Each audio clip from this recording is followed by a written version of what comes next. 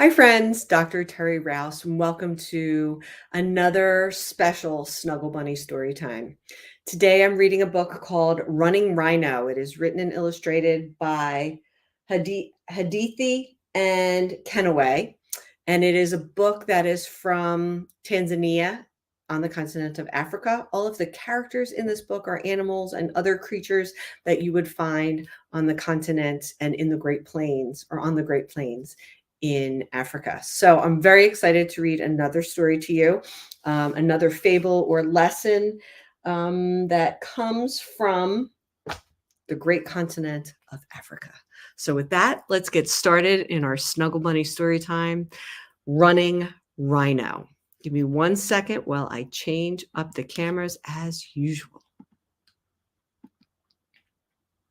And by the way, if you hear a rustling, it's not Rhino in the grass. It's Gus Gus in his beanbag chair, and he's right underneath the camera. So you might hear him.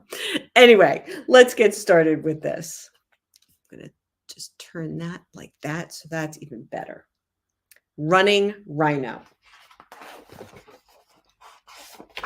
I love the illustrations in this. I hope you enjoy this as much as I do.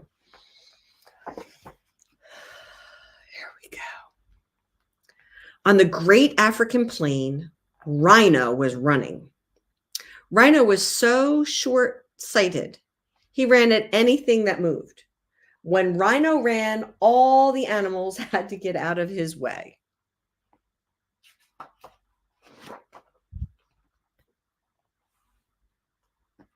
By the rushing river, Crocodile got covered in mud as Rhino raced through the shallow water. In the great forest, Bush Pig ran for cover as Rhino rushed under the trees. And on the dry and dusty plain, Tickbird got knocked out of her nest as Rhino ran by.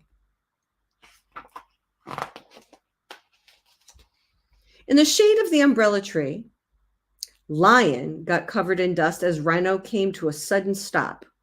Rhino, can't you go on running? You can't just go on running about like this, said Lion. Everyone wants you to stop. I don't want to, said Rhino. And I won't. I challenge anyone to stop me. Then a challenge it is, agreed Lion. I will call a meeting of the animals.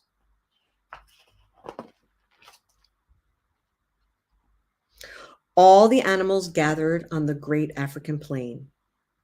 Rhino has called for a challenge, announced Lion. Who wants to stop him running? The animals stayed silent. Even Elephant didn't want to challenge Rhino and his long, sharp horn.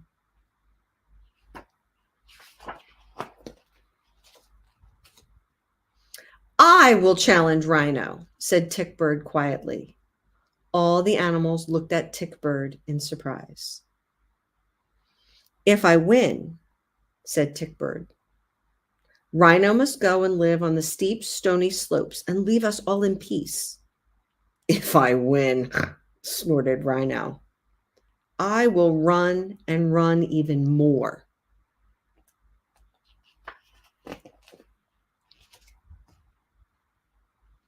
And what is your challenge, Tickbird? Asked Lion. I challenge Rhino to a fight at sunrise tomorrow, said Tickbird. The animals all opened their eyes very wide. That's silly, Rhino snorted. You can bring 100 friends to help you, and you still won't win. But I only need 3 friends to beat you, said Tickbird.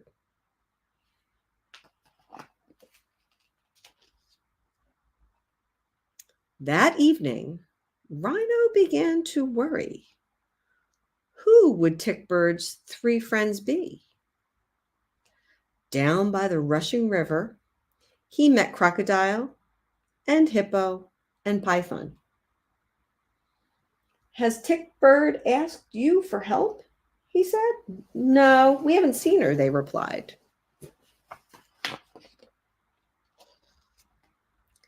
In the great forest, Rhino met giraffe and buffalo and elephant.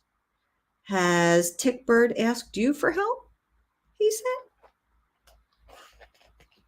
No, we haven't seen her, they replied. Rhino stopped worrying and went to sleep.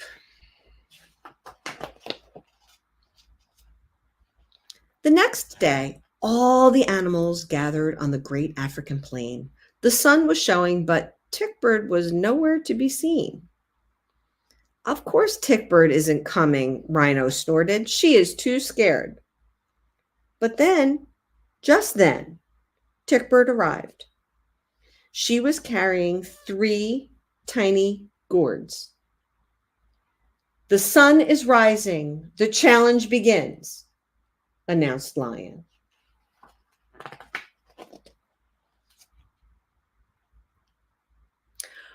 Rhino stamped and puffed loudly and rushed at Tickbird with a massive snort. Tickbird tipped over one of the little gourds, and out came Mosquito. Mosquito flew to Rhino and bit him on his nose. Ow! Yelled Rhino, skidding to a halt. Do you give up? Called Tickbird. No, snorted Rhino.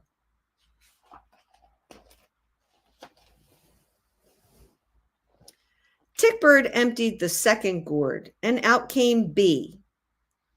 Bee stung Rhino on his ears and his tail. Ouch! Yelled Rhino, running round in circles. Do you give up? Called Tickbird. Never, snorted Rhino.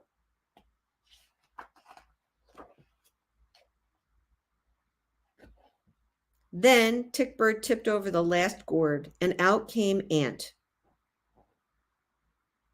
Ant crawled up Rhino's leg and bit him behind his knee, under his tummy, and even on his horn.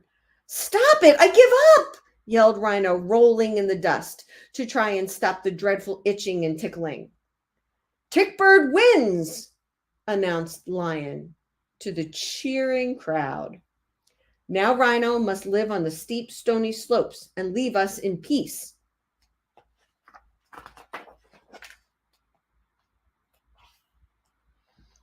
Rhino stomped off, all itchy and scritchy and cross.